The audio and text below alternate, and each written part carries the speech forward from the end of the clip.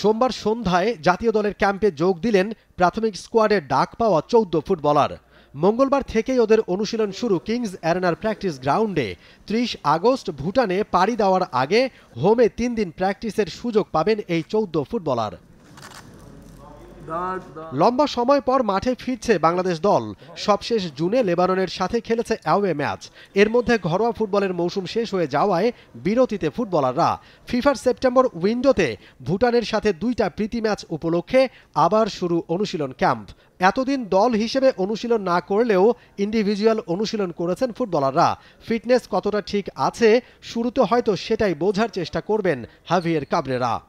প্র্যাকটিসটা দেখতে হলে কোচকে আগামীকালকে থেকে নামতে হবে, নেমে তাদের অবস্থানটা দেখবে। দেখার পরে যেহেতু মাত্র 14 জন প্রাথমিক স্কোয়াডটা আসছে, এদের সবাই আসছে, তো ওভারঅল ওদের যে কন্ডিশনটা আমি ফিল করতেছি বাইরে থেকে, আমার কাছে অত খারাপ মনে হয় নাই। তো মনে হয় যে খারাপ হবে না।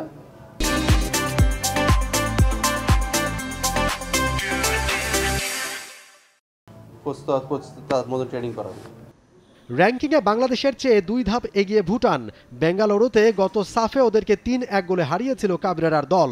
এবার ভুটানে গিয়ে বিরূপ কন্ডিশনে ওদের হারানোটা কঠিন, কিন্তু অসম্ভব নয় বলে মনে করছেন Jamal Bhuiyan.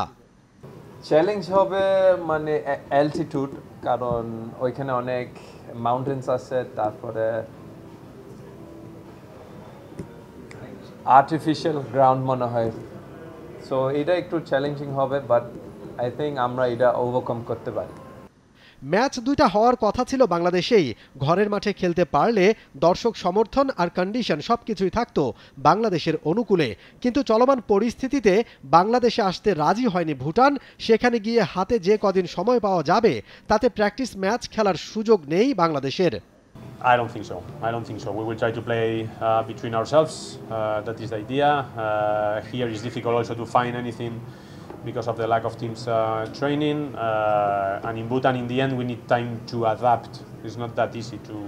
The first 2-3 days have to be very, very low intensity practices to adapt to the altitude. So we don't really have time to face any club in there before the match. So most probably we will play between ourselves in the training sessions. আনুষ্ঠানিক অনুশীলন camp শুরু হওয়ার আগে থেকেই কোচের guideline মেনে নিজেদের তৈরি করছেন ফুটবলাররা। প্র্যাকটিস ম্যাচের অভাব পুষিয়ে নেওয়ার চেষ্টা। একটা ইন্টারন্যাশনাল ম্যাচ খেলার আগে ফ্রেন্ডলি ম্যাচ খেলাটা অনেক জরুরি, বাট আমাদের মোর দ্যান 7 ডেজ আমাদের ট্রেনিং শিডিউল দেওয়া ছিল। ন্যাশনাল টিমের কোচ আমাদেরকে গাইড করছে অনলাইনে, এবং যে যার জায়গা থেকে প্র্যাকটিস করছে। বসুন্ধরা কিংস গত সপ্তাহ থেকে শুরু করে দিয়েছে প্রি সিজন। সেখানে থাকা জাতীয় দলের ফুটবলাররা যোগ দেবেন 30 আগস্ট। সাফ শেষে অনূর্ধ্ব 20 দলের কয়েকজন ফুটবলারও যোগ দেবেন সেদিনই। 5 ও 8 সেপ্টেম্বর থিম্পুতে ভুটানের সাথে প্রীতি ম্যাচ খেলবে বাংলাদেশ। জিতলে উন্নতি হবে ফিফা র্যাঙ্কিংয়ে, তাতে সম্ভাবনা তৈরি হবে মার্চে এশিয়ান কাপের বাছাইয়ে সহজ গ্রুপে পড়ার। Momin Rohan, T sports, Dhaka.